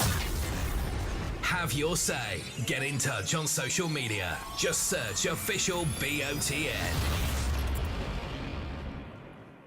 Fascinating interview, Mick. They did so well last season. They've lost a few players to Margate in the summer.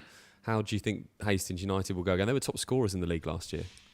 They're a big club, and I suspect they've got a reasonable budget to go with it. So hopefully Adam should know plenty of people. I think the next pro or involved with the pro game, he should know enough people to get down there and fill those spaces.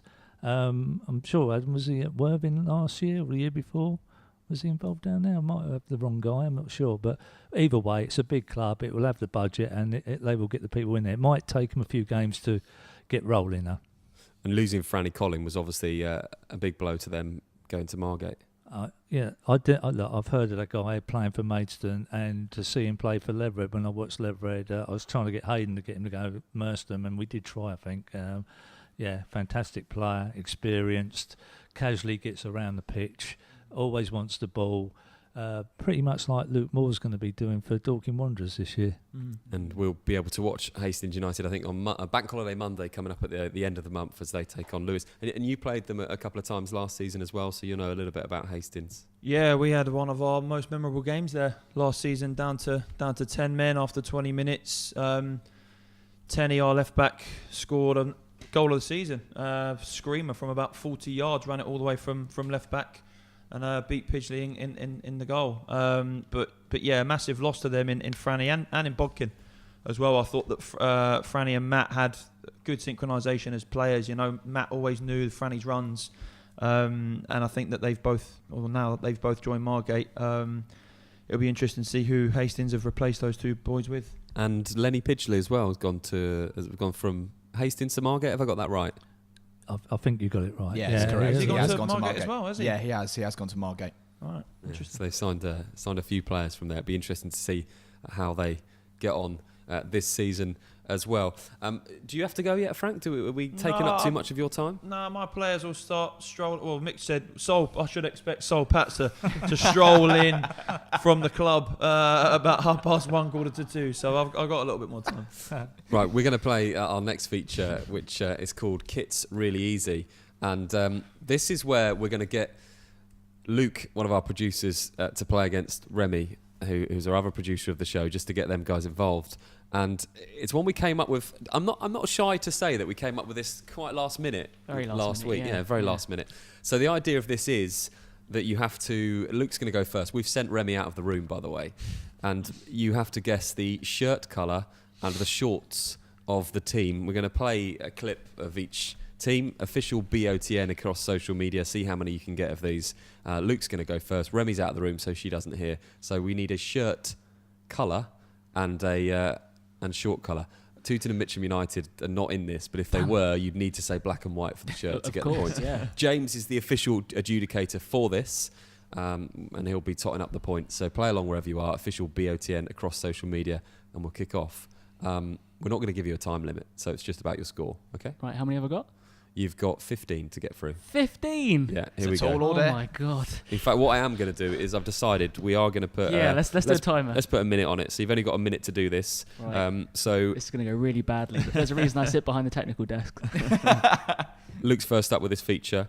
and we'll get the stopwatch ready. So, are you ready, Luke? As I'll ever be. Off we go. Ashford United. I'm going to go for a blue.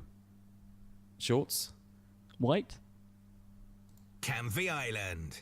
Oh, they're definitely blue and white. Is that shirt and shorts? Yes.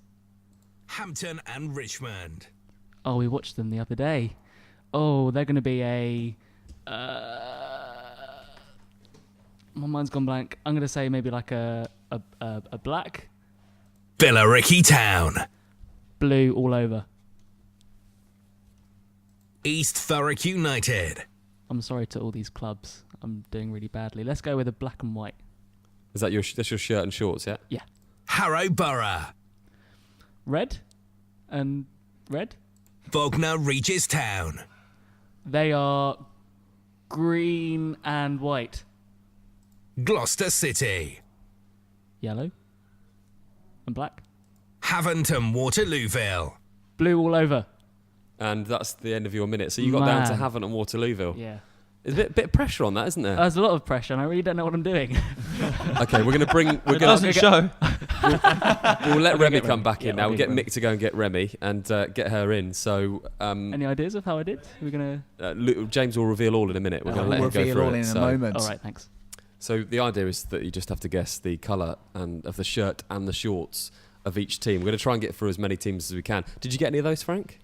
Yeah, I was looking over your shoulder the whole yeah. time at the sheet. I got all of them. So Remy's going to come back in now and Remy's going to have a go at it. So you've got 60 seconds, Remy, to do as many as you can. Now, Luke only got down to 1, 2, 3, 4, 5, 6, 7, 8, 9, 10. So there's 15 of them if you want to get through them. Luke got through... Lou did pretty well, to be honest, considering it's only a minute and if some of the teams you're not quite sure about. I think that's a commendable effort, Lou. James is in charge of the score sheet. Right, Remy, you've got So a minute. it's shirts and socks. Shirts correct? and shorts. Right. Shirts and shorts colour. So 2 colours we need from you. You ready? Yes. Off you go. Ashford United. Red and white. Canvey Island. Yellow and yellow. Hampton and Richmond. Oh, they play in red and black shorts. Billericay Town. Blue. East Thurrock United. Blue. Harrow Borough. Blue. Bognor Regis Town. Green and white. Gloucester City. Red and white. Haventon Waterlooville. Blue and white. Braintree Town. Yellow. Greenwich Borough. God, your mind goes blank. I've seen them. Red. I don't know. Pass. Hertford Town. Blue and blue. Brightling Sea Regent. Oh, black and red. Yeah. Guernsey. Green. White. Norwich United. Yellow and white. Stop! You did it. You did them all in just a minute. That was really impressive. Good effort. Official BOTN across social media. Let us know how you got on with What did Greenwich Kit's Borough really play easy. in? Why did my mind go blank? I'm going to go through them really quickly. So Ashford United play in green shirt and white shorts. We had Canvey Island. If you had a stab at that one, it was yellow shirt and light blue shorts. Hampton and Richmond play in red and dark blue with red shorts. Billericay Town play in blue and blue. You got that one right. East Thurrock United play in yellow and black shorts. Harrow Borough play in red and red. Bognor Regis Town, white shirts with green shorts, but you said white and green anyway, so we'll give you that one. Gloucester City, yellow and black stripes with black shorts. And Havant and Waterlooville, you were right, they were white and white. Braintree Town, orange and blue. Greenwich Borough, red and black stripes with red shorts. Hertford Town, blue and blue. Brightling Sea Regent, red and black stripes with black shorts. Guernsey playing green with white shorts. And Norwich United in yellow with blue shorts. The shorts makes it so tricky because you can picture the top half, or maybe not. Just give it blue if We'll do it. So we're going to do a point for the shirt and a point for the shorts. Right, so I managed to tally up the total because, of course, there are a lot of shirts and a lot of shorts done individually. So the final scores, Remy, totally magnificent effort. 14 you got, including the shorts. Luke, you got 10. So Remy, you're the winner. Yeah. If in doubt, say blue. Yeah, really know your kits, and it does make it harder with the shorts. But we thought we'd throw that in there anyway, so that you could. What did Greenwich Borough play in? I still don't know. Greenwich Borough, red and black stripes with red. Red and black. There we go. Okay. Just can't picture it. By the end of the season, you will all know your kits. Definitely. Oh yeah, and they're right in front as well. It's like, oh, which there one are of a few those? there, yeah. So we'll have another go at that next week on the show. Right, next up, we're going to go back to our interviews, and we caught up with a few managers this week, and it was really interesting to catch up with Steve Watt from Margate. They were relegated from the National South last season. It's the first season in charge for Steve Watt. They've signed a few players, a few from Hastings United, as you mentioned, and here's what Steve had to say when we caught up with him earlier in the week. What's it like? What kind of summer is it when you've been relegated and you're taking that step down? Is that a really difficult summer for the club to regroup and go again? Yeah, well, look, it's obviously my first summer this side of the line, obviously managing as well. So there's a lot of new factors to it. It wasn't that difficult in terms of regrouping because we just had to put a whole new squad together. So it was very much that we had to get stuff done quickly because we were building from scratch really, which I'm pleased with what we were able to do as a management team, as a football club. Really pleased with the players we were able to get in, and we got some good players in quite early that helped us later on in the summer with the recruitment side of it. So in terms of from inside, there's a lot of changes at the football club, exciting changes, and it's heading in a great direction now compared to where it was last season. And I just hope that we can put the results that we hope we can on the pitch to back what the club's trying to do. And as I said, we've certainly been back with the club to recruit the right players to do that. 3 of those players coming from Hastings United, and one in Franny Collin, who's got a vast amount of experience at this level. Yeah, so it was obviously the 3 players that came from Maidstone, I knew from Hastings, so I knew very, very well.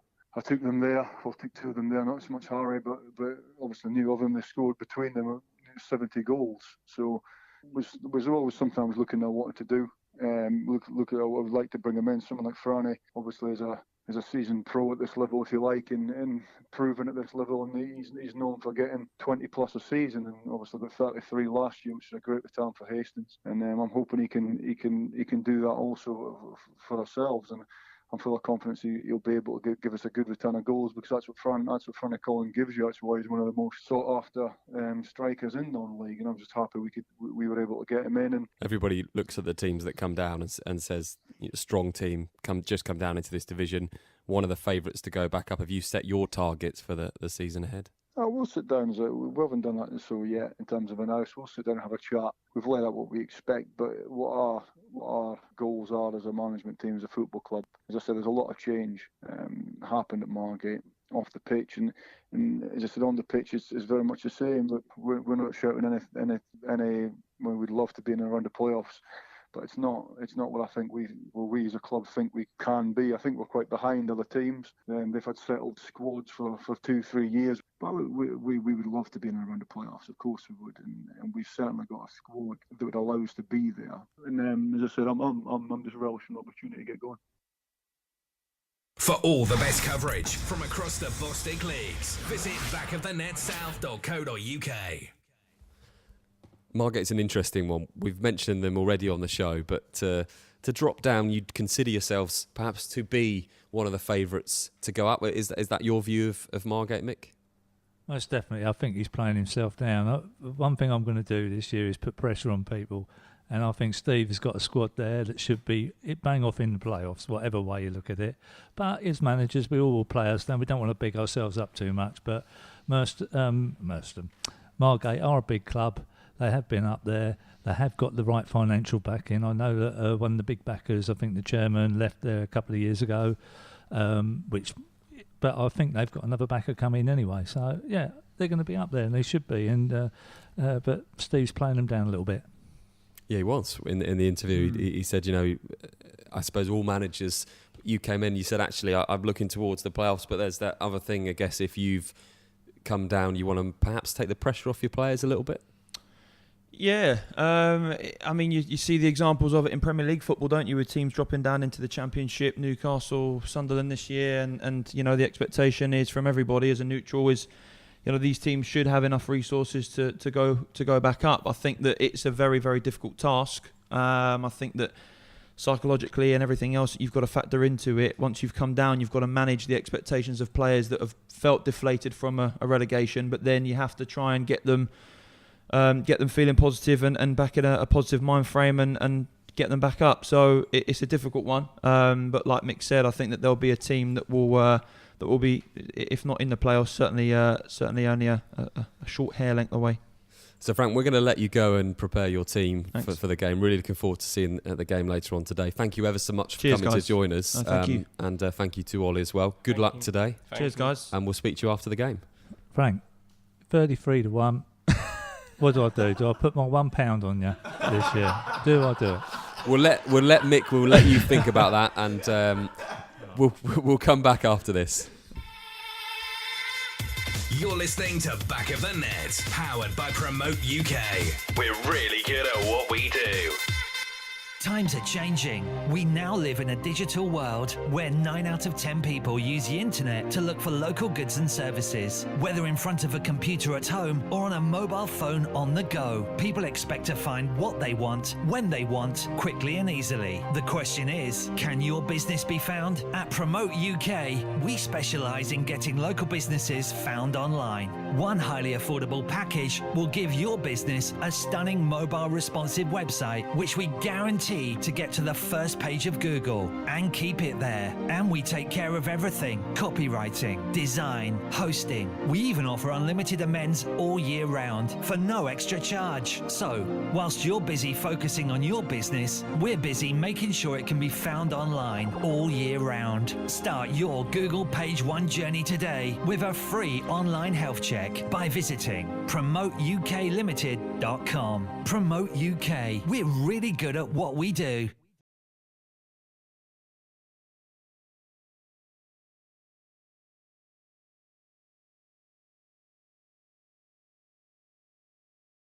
Back to your favourite non-league football show, powered by Promote UK.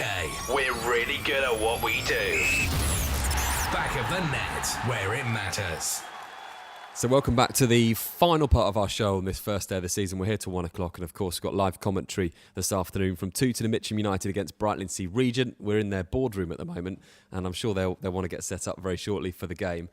Nick Robinson has joined us, the chairman of the league. Very good afternoon to you, Nick. Afternoon. And we were saying to Ollie and Frank, who were here a moment ago, that it's exciting for players and managers and supporters, but for everyone involved in yourself in the league and the people that are involved in running the league, it must be a really exciting day as well. Yeah, absolutely. Obviously, this is a new venture for the league. We're very pleased to be working with you guys, and I think it's the way that other leagues may well go. Yeah, we're looking forward to, as we mentioned, to a long season, so many different games, going to different grounds. It's brilliant that we're here as well at different grounds each week. Don't forget, as you say, you can join in with the coverage this afternoon, backofthenet.south.co.uk, and official BOTN across social media. Get my words out in the end. But Nick, I wanted to talk to you about a few things. You were in here when we were talking about the 3G pitch debate. So let's start there, because it's something we talked about a bit earlier on. We were talking about technology as well in football. We'll move on to that. But as far as the pitches are concerned, it's interesting. So many new grounds popping up with these surfaces, and it's always a debate that people have. Yeah, we're up to 11 3G pitches at the moment. We've got 2 to come on with Dorking and Walton Casuals. Walton Casuals hoping to have their first match on the 9th of September when they play Horsham. So that's exciting. So that'll give us 13, and we know that there are others in the pipeline. I think that the big question is, would you want 72 grounds with 3G pitches? And I think the answer to that is definitely no. I think that what we have, though, is that we have the ability now to stop this situation where we've had in previous years successful clubs end up playing 10 games in the last couple of months of the season, last couple of weeks of the season. We have noticed last season a distinct drop in the number of postponements for weather. Obviously, the problem for a club is that it can get the match on, but a lot of spectators don't think I'll go tonight, it's pouring with rain. So there's a little bit of a problem there, but at least we are, so far as the league is concerned, we're getting matches played. The clubs are getting their matches played and they're getting some revenue in. So, it meets a lot of targets. The other side of it is their business plans. If they got the right business plan, and, some clubs you would think may not have done, some clubs have done it brilliantly well. And that funds everything else they're doing. So I think it's really important that, if we talk on locally here, Carshalton, I was very worried with Carshalton getting a 3G pitch at the same time as Sutton. And I thought they were both going to aim for the same audience. But actually, they've both been very successful. And I think that particularly the pitch at Carshalton has done very well. And I think everybody speaks very highly of it. And that, you can't underestimate that point. We were at the Sutton United Arsenal game, obviously a huge game for that football club. And before the game, they had academies, young kids. It was being used all right up until probably about 7 o'clock. And it just shows you how the use of the pitch, what you can get out of it, rather than having the grass pitch, is commercially so much more. But I get the argument, I guess, against that is that, we look at the pitch out there, Tooting Mitcham United, they're fortunate they've got a 3G pitch as well, but it just looks delightful to play out there on that grass. So it's getting that balance right, as you said. Absolutely. Tooting here, they've got all the 3G pitches outside. I drove in here today. There's lots of games going on. The car park's full. The bars are open. So they've got a business plan right as well. The problem is if you've got a stadium with only one pitch, if you haven't got the ability to take it outside, the grass pitch is fine, but if we were just here with a stadium with the grass pitch, where's the additional income coming from? Because if you haven't got the kids playing and the under 7s, under 8s, under 9s before the first match, there's no other income coming in. We talked about Whiteleaf. When Whiteleaf put their pitch in, they were able to save money hiring pitches all round because they've got teams going right down to under 6s. And they were able to save hiring pitches for their Sunday teams and everything else. Everybody came in, they got more of a club identity. And they said, you know what, on a Saturday, they take more on the tuck shop that they put out than they did in the bar. So, that's quite incredible. Stainstown, when they had Chelsea ladies there, took more on their food bars than they did on the alcohol bars. So, it's that sort of development that I think our clubs and clubs at this level really need to look at to get additional income streams. Yeah, it's one of these debates that will go on, and we mentioned the 13 clubs that we will have out of the 72 that will have the pitches. It'll be interesting to see where that number goes in future years. And talking of future years, we talked a little bit about technology. We asked the question whilst you were sitting over there, would the Bostik Leagues ever see the cameras in and the goal line technology? But you've made an interesting point about the referees and the spray that we're seeing now and things like that as well. Absolutely. We are not allowed to have referees with coloured shirts at this level. The referees are not even allowed to use the spray. So the things that we believe is very good for the game is not allowed to come down to our level. Now, part of it is funding. And if we talk about cameras, then if we can't fund the spray for referees, then we have difficulty funding cameras. But if you look at it, if you go back to 5 years ago, very few assistant referees had the buzzer flags. Now virtually every assistant referee has a buzzer flag. I believe they're provided by the referee, and they buy them themselves, and they're $400 or £500 each. So, the referees want to improve themselves. And I just wish that we were allowed to have the opportunity to do that. So if a referee wanted to, he could use the spray or have a coloured shirt. But there's no option given. It's just a straight no, it's black uniform, and there's no spray. And that's something that comes, obviously, from FIFA, is it? The rules about non-league? Wembley, okay, right. A bit closer to home. Okay. Interesting debate. I'm sure we could talk about that a bit more. Let's move on to talking about new sponsor that you've got in place. Yeah, we've announced a number of things, and I'm not sure how far it's gone because we haven't actually done a roundup because we haven't finalised everything. But are you aware of the Football for All? I think it would be a great idea to talk about it. Right. Well, 4 goal wins this season will get each club a share in £4,000. So win by 4 goals or more, and we've adapted the FA strapline of Football for All, and we've called it Football for All. And that we've funded that over 2 years. So when we go to 82 clubs next season, we will also be able to fund that as well. Only yesterday, I was able to tie up a deal in principle to support our Women's Cup. Now, previously, it was very much a sort of afterthought, and we allocated £1,000 from our previous sponsor. See, that's how I get round it. I don't mention the name. I just say our previous sponsor. You don't have to put a pound in the jar. Absolutely. It's only Craig that has to do that. But we allocated £1,000, and we gave to winners and finalists a very small amount. This year, we've got a substantial backer coming in that will enable us to, what we're thinking of doing is restricting the applicants to 16 clubs. And we will pay the winners £1,000. Finalists, losing semi-finalists and losing quarter-finalists. So 8 out of the 16 will get something out of that sponsorship. So that's really exciting, and you know, the FA have set targets of doubling women's participation by 2020. We want to be part of that. The other sponsorship we've got is for our Performance of the Month award. Last year, it was covered by one of our other previous sponsors, and so that saves me another £1 in the jar.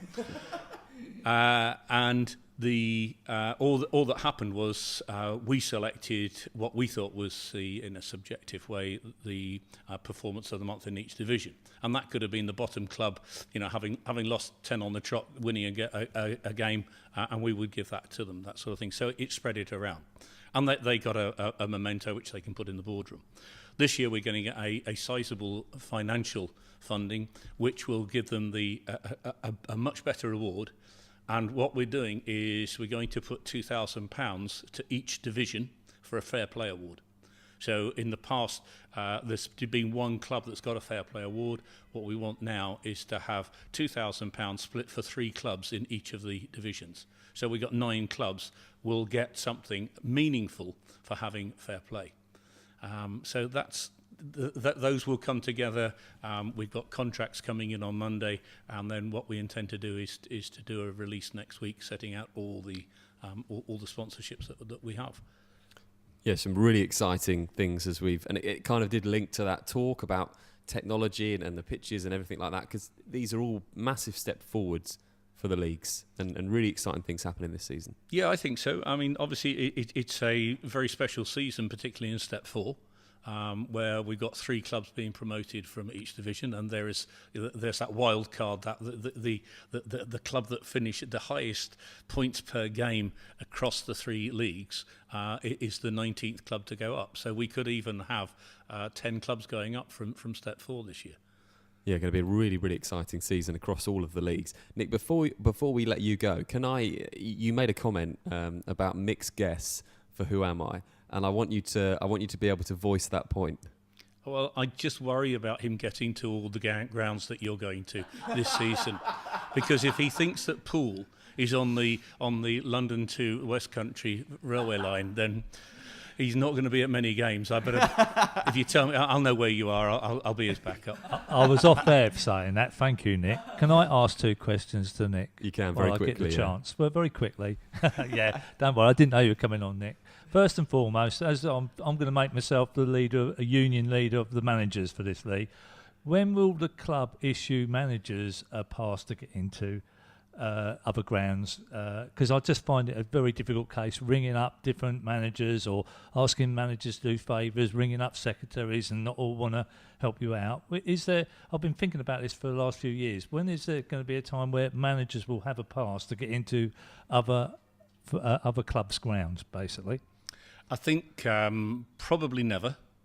And you hit the nail on the head when you ring up a secretary who doesn't want to be helpful. And lots of clubs feel that way. They think, well, why should you come in, spry on my team and not pay for it? If there's a good relationship between the clubs, then it's not a problem. You ring up, and that's the feedback we get from our clubs, is that that's what they want. Interesting question. I'm going to have to stop you there because we've got to move on. But we always like Mick to come in and have a question. Nick, thanks for coming on to the show. We'll talk to you a little bit later. We'll look forward to that live commentary game this afternoon. As we said, it's a new season for everybody, and it's going to be really exciting. And I'm sure we'll have you on again through the season as well. We're going to take a short break and listen to Terry Spillane, who's the Aveley manager. We talked about new grounds and new pitches, and they're moving into one this season. I caught up with him yesterday, and here's what he had to say. It's not every season that you get to move into an impressive new ground. You must be raring to go ahead of the new season on Saturday. Yeah, we're ready to go. Got the squad sorted out. We've had a couple of late newcomers, as well as one or two that have gone on to pastures new, as always happens this time of the season. So I'm as happy as can be expected going into a new season. Yeah, looking forward to it. How has it changed your preparations, or has it had any effect on them being in a new ground this season? I don't know if you know, the old ground got broken into and wrecked a little bit. So where we had sort of like 4 or 5 pre-season games lined up there, that was a bit of a blow because obviously we couldn't use the old ground. So we had to sort of beg, borrow and steal and get games away from home. So not a perfect start.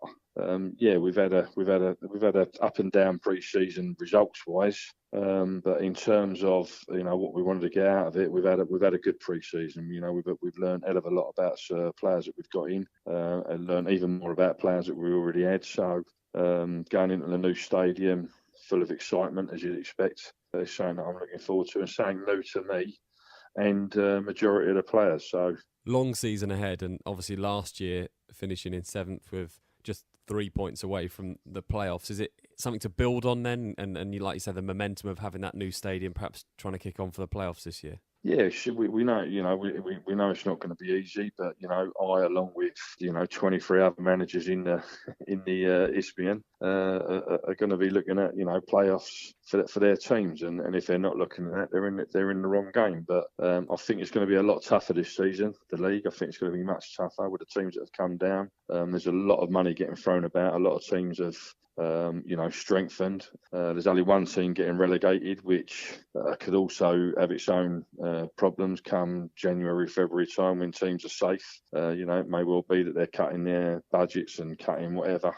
And I think that'll have a bearing on the league itself. So we know that it's going to be a really tough year for everyone, especially us going into the new season. Although it's exciting, it's going to take us time to get used to as well.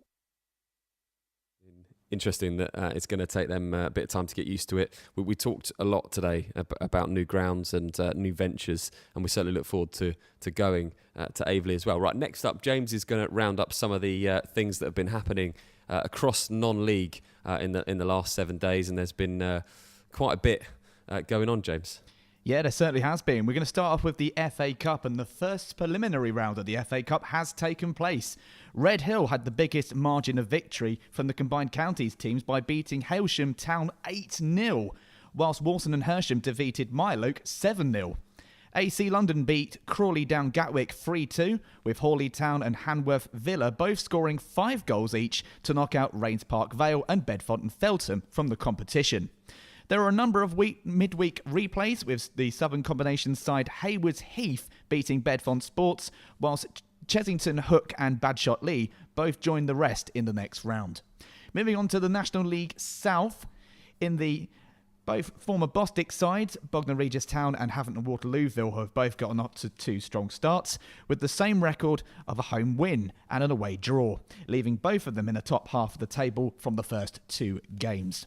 Moving on to the combined counties, notable fixtures: newly promoted Red Hill face recently relegated Godalming Town, which will provide and prove the stronger out the 2. Plus, the Division 1 winners Banstead Athletic also host Abbey Rangers in their opening Premier League fixture. Moving on to the Essex Senior Football League. The Essex Senior League has already had 2 games into the season, with Takeley FC and FC Romania leading the way with 2 wins from 2. And finally, in the Southern Combination League, Three Bridges, who were relegated from the Bostik Division 1 South last season, began their comeback with a home tie against AFC Uckfield Town. We always like to keep across all of the non-league action. Don't forget official BOTN across social media if you want to get in touch with any stories that are happening across non-league. Final interview from us today, and it's an intriguing one because Dorking Wanderers play their first game in the Bostik Premier Division, as do the two teams that we're at today with Tooting Mitcham and Brighton-Sea, and we caught up with Mark White, the Dorking Wanderers manager, a little bit earlier in the week.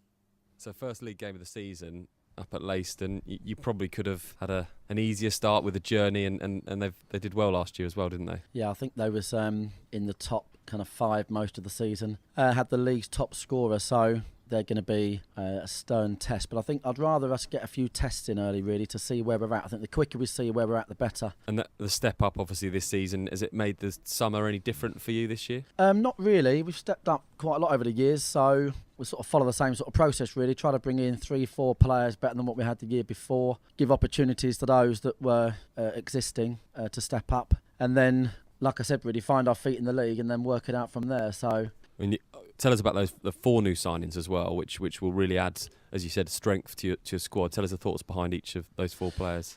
I think the core thought is purely players that have played at the level before or higher for their experience. Sometimes you need players to get you through the next kind of 12, 24 months and not beyond that, if that makes sense. And I think it's the right time to get a player like David on to try and take us through the next chapter. And Luke Moore, I mean, this would be the kind of lowest level he's ever played at, if you like. He's played lots of League 2 football, scored at Wembley in the FA Trophy, scored at the Etihad for Wimbledon in the player final. That type of experience alongside some of these boys is excellent. And again, for me, with him, it was about getting goals from midfield, really. We didn't really score anywhere near enough goals from midfield last year. Luke's an attacking midfielder, but he can play in 2 or 3, 4 positions probably, which is really, in this kind of standard of football now, where you have a 55-game season, players that can play in more than one position is really important. So our kind of midfield now is almost entirely changed. Jerome Beckles would be the only existing or sort of a player from last season still in there currently, and he's now got Dan Pearce, Brannan, Luke Moore. It's a kind of new midfield. So they're all exciting signings. What's a good season? For last year, obviously, you told us from day one, it's promotion, it's automatic promotion. This year, what's a good season for Dorking Wanderers? That'd be the same. Yeah, that'd be the same. Yeah. So right, that's a wrap then. That's it. Yeah, no, that'd be the same. It'd be the same. But we tentatively, I'm not confident we've got the side right now, but I'm confident we'll work out how to get the side, because we've got a lot of, like Mick said, winning culture, successful methods behind what we do. So it's going to be a tough season off the pitch, moving into a new stadium midway through the year. We went down there the other day. It looks fantastic, and that's going to be a big task as well. So there's lots going on. I mean, it's all come at once, and couldn't ask for better, really. Yeah, another one of those clubs that are going to be moving in, as we said, to the 3G surface. You were in on that interview as well, Mick. How do you think they're going to fare? That step up is always difficult, but you've got momentum and they've got some good players at Dorking Wanderers. As I said in that interview, I think they'll be up there. I think Mark's a progressive person. He's pushed that club right way down from Parks football. He's not going to give up. He's destined to get into League 2, and new ground. I think they're going to gain a lot of new supporters that are going to turn up down there. Now there's only one team in the town. He won't thank me for this, but they're going to be up there in my eyes. Before we move on to something else, to wrap up our interviews, we want to talk about some of the players that you think perhaps are going to stand out. And we've got some strikers, especially this season, that you think we should keep an eye on. Yeah, I'm going to do one from each league, to be fair to everyone. And obviously, first, my old club, Merstham, a fantastic signing in Ryan Hall, who's ex-Southend and Leeds, to name one of his few professional clubs. I watched him in training when he come and trained with us the back end of last season, and him half fit. He looked quality, and for Hayden to get him on board for this coming season is quite exceptional, and he's going to be one to look for. He's going to be up there as one of the top goal scorers in the Ryman Prem. Bostik Prem, pound in. Another pound in for Mick, yeah. I've not done this once today. My second striker is an old player of mine, Gabriel Odenike. He's joined Corinthian Casuals this year. I've watched him in an early pre-season game. He looks like he's on fire. He looks like he fancies it. He's at a club that potentially are going to be in that top 5. So Gabriel's another one to look for this season. And last but not least, another player that I've not know personally, but seen him a few times, George Purcell, that's playing for Hornchurch. He looks a quality player, and I think he's going to score a fair few goals. Some predictions there from Mick. Let us know your thoughts, official BOTN. And we've had quite a few people getting in touch about Mick versus the manager, haven't we, Remy? Yeah, so we've had loads and loads of predictions so far. You can still get in touch. Our games of the day: Billericay Town, Kingstonian, Thurrock, Margate, Averley, Bowers and Pitsea, and Hastings United, Corinthian Casuals. So far, we've had tweets in from the Colden, Andy Wilkins, Stuart Tree, Dazza, Nick, Jack Curtis, Russell Cox. So yeah, thanks for playing along. And you've still got time to tweet us your predictions before 3 o'clock today. Yeah, do it as well, because as I say, we're gonna have this predictions league, and it's gonna be running all the way through the season. It'd be fascinating to see how everyone does, especially Mick Sullivan with all his knowledge on everything that's going on. No pressure. Yeah, no pressure at all. Okay, we've got one more feature that we're gonna do, and this, we've named it "Spit It Out," haven't we? So the idea of this. What is the game that these are from? Is there a particular game, or are these just... There was a board game that came out in Christmas, and I think when we start this feature, people will know exactly what we mean. They probably can get the gist from the name of this feature as well, what it is. And so the idea is that I need to guess, and the guys here can help as well with exactly what's being said. So these are quotes from across non-league and the Premier League as well. Yes, so we've picked out a few. We're only going to do about 3, I think, because we're running short of time, if we can get to 3. Okay. We'll see. James is going to put the mouthpiece on now, which is going to prevent him from, should we say, talking normally. So James, if you pop that in, then Remy, you're going to tell us exactly what it's all about. Okay, so the idea of this game is that I'm going to read you a storyline, and the comments of the person that it's about, James is going to say with the mouthpiece in, and you've got to tell me what exactly it is that they said. Okay, what's the first one? Okay, so first up, Tottenham boss Pochettino has accepted Danny Rose's apology over his recent comments about the club's transfer policy, but what was it that the left-back recently told The Sun? My teammates are underpaid, and that Spurs need to sign well-known players, and it's not ones you had to Google. Oh my God, this is awful. I think so. I think that one was quite easy. So I think he says, does he say his teammates are underpaid and they should try and sign players from Google? Close. Mick, any suggestions? Yeah, I'm just doing it. It looks like some sex gadget they've got. Typical Mick. Moving on to Nick. Yeah. It was something about loan players, but I'm not sure what it was. Okay, so it was my teammates are underpaid and that Spurs need to sign well-known players and not just ones you have to Google. Okay. Oh, we were quite close. You were close, okay. Yeah. So our next storyline is Southampton captain Virgil van Dijk has handed in a transfer request after Saints manager Pellegrino ordered the Dutchman to train alone. What was this that Van Dijk had commented? As a proud professional, I'm insulted by the suggestion that it was me who refused to train, and so felt it was important to find out the true reasons of our events. So he's insulted as a professional, and it was. You're reading off of my No, script. I'm not, and it was. Cheated. He's insulted as a professional, but it was important to point out that he's not a tent. Is that what? That's what I got from that. No. It was important to point out that it was not his decision. Is that? Did you get it all? Is that right? It was, as a proud professional, I'm insulted by the suggestion that it was me who refused to train, and so I feel it's important to point out the true version of events. Oh, nothing to do with a tent then. Yeah. Even though we're not regulated by Ofcom and we've got different rules to be online, we've left Mick Sullivan out of this feature for now for safety reasons. So let's move on to our third and final one. Okay, Neil Lennon insists he is relishing returning to Ibrox as Hibernian head coach and wants his players to adopt the same attitude. The former Celtic boss leads a team out in Govan for the first time in over 5 years when Rangers host Hibs on Saturday. But what is it that he said? Okay. He just laughs maniacally. Last one, here we go. There are some difficult things you have to listen to regarding your heritage, or your family, and your background. It's something you don't ever have to get used to, that you can draw some strength from as well. Oh God, this is absolutely awful. Great Scottish accent, wasn't it? Yeah, I felt that really actually went with the story, so maybe we could understand it a bit more. But absolutely, can you put the thing back in there and then say I'll give it a go. Try it in a Scottish accent. There's some difficult things you have to listen to in regarding to your heritage and your family or your background. That's something you don't ever get used to. It can draw some strength as well.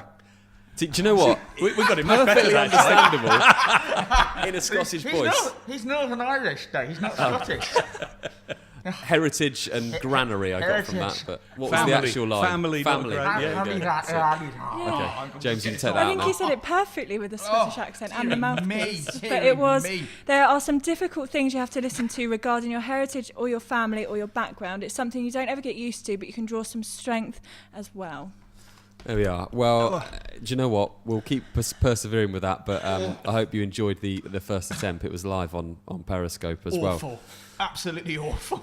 Thanks, James, for doing that. Right, we're almost at the end of our first radio show. Don't forget you can join us later. We've got 2 shows for you. 2:30, we're going to have live commentary for Tooting Mitcham United against Brightlingsea Region. And then, of course, the last show of the day, the final whistle, the big show, all the reaction from across all 3 divisions with managers between 6 and 6:30. You can log in to backofthenetsouth.co.uk, go to the top bar, click on Listen Live. Do click after that onto the player and click play, and you'll be able to listen to us full commentary this afternoon. We'll keep you across all of the other results as well. James, you're going to be keeping your eye on the results from all 3 of the Bostik divisions. Yes, certainly. And some brilliant fixtures in there as well.